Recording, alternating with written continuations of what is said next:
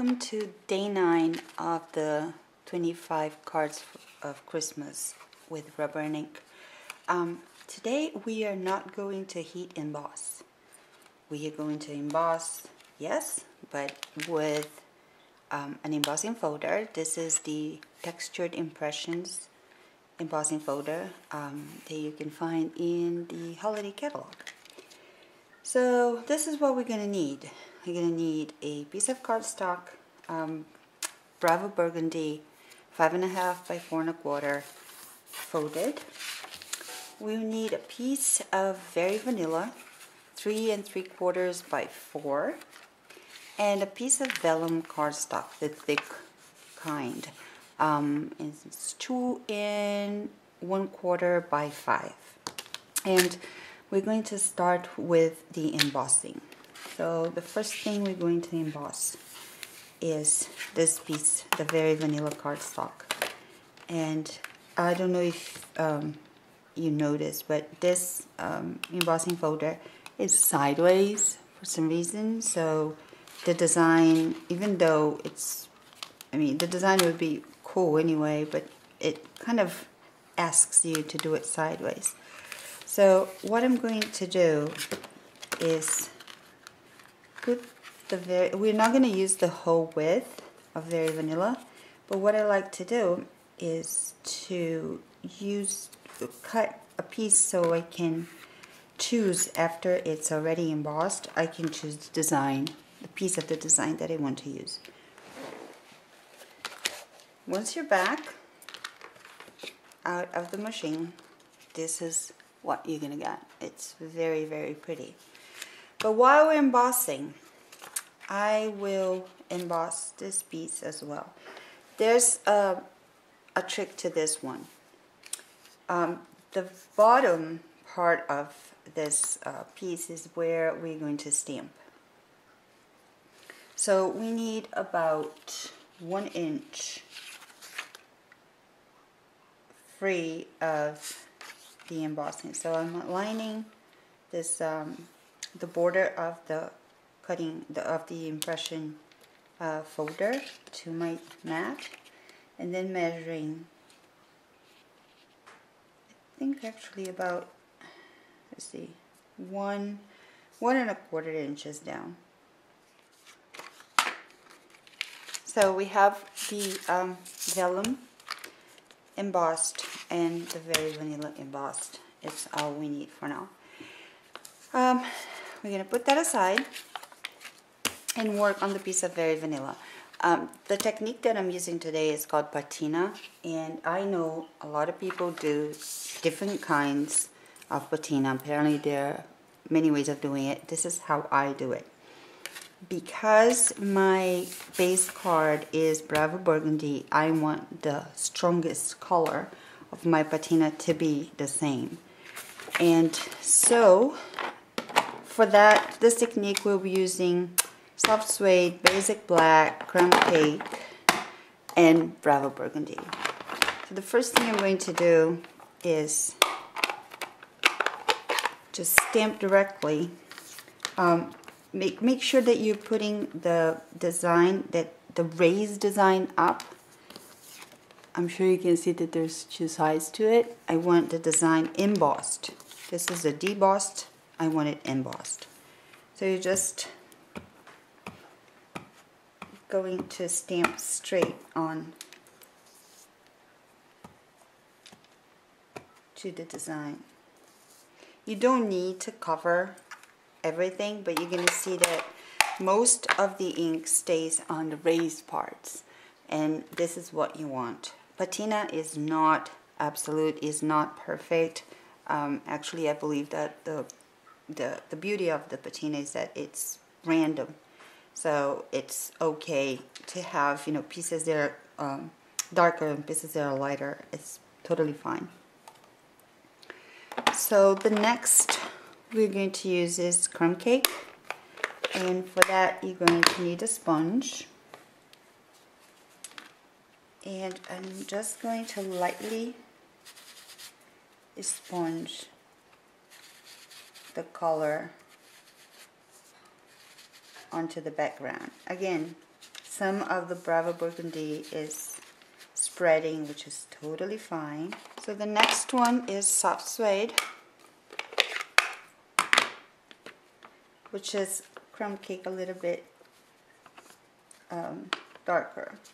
So I'm going to do the same thing I did before with the crumb cake, but just a little bit in less spots, or the spots that are left over and a little not as dark as they should be. And now you need the champagne mist and a sponge dauber, and shake it. And I'm going to use the amount that stays on the lid and just tap it.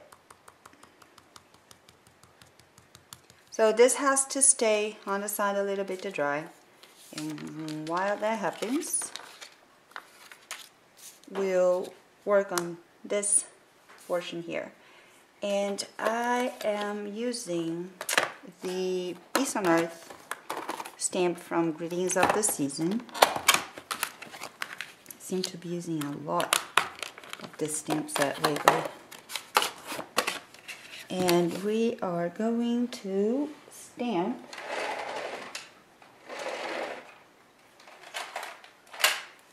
with Stays On. Perfect. If you wanted to, you could clear emboss it to give it some shine. But I think this card has a lot of shine to it already, so I'm not going to do it. But if you want to, you can. Alright, now, it takes a little while for the Stays On ink to dry on vellum. So you can turn it around and again, get the champagne mist. And now, we are going to rub it. Just make sure that you don't rub it where the stamped image is. You just want a little bit of shine, not too much. While that's drying, we'll be sponging with the same color. So it's Bravo Burgundy on Bravo Burgundy cardstock. And what that does is just give it this vintagey kind of look to the cardstock. Okay, I think it's dry now. So we want to cut a 1 1/4 strip out of this big. I am going to also create a little banner shape like. So this, because I aligned the shape, the middle point is going to be in the middle of the design. So I think about 1 inch up here would be a good point. And then you go from the corner into the dot. So this is pretty much ready, and you want to put stamping dimensionals on it, but don't take the backing quite yet. So this guy here is ready now, and we need to do some sponging with basic black. I know a lot of people don't do sponging with black, but I find that it really helps with defining the edges. Now on the bottom here, I'm going to use the piercing mat just to add some finishing to it, and just pierce around the bottom and the two edges. So once that's done, the only thing that we have to work on is the bow. This is what it's going to look like in the end. And I have a way of making a bowl that I call a bread bowl.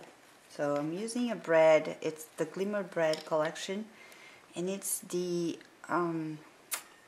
pinkish one. I'm not really sure what color it is, but it's one of the pinkish ones. So this is what the bread looks like, and you're going to open, and then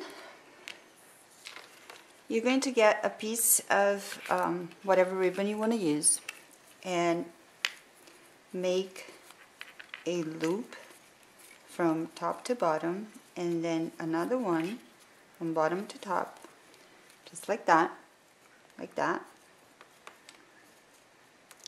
and put the bread through.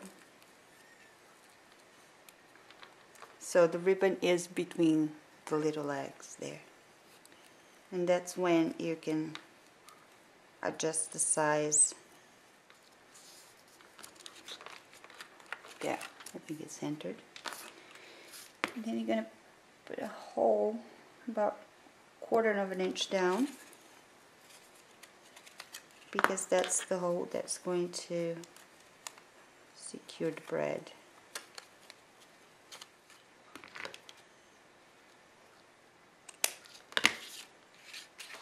There you go. Now to assemble this card, I'm going to use one glue dot right and roll it in my fingers and put it right on the seam here. And then glue dots down where the very vanilla is, so it doesn't show through. I think this is it. And there you go. This is the card for today. I hope you enjoyed it, and you join me tomorrow for day number 10. Thank you.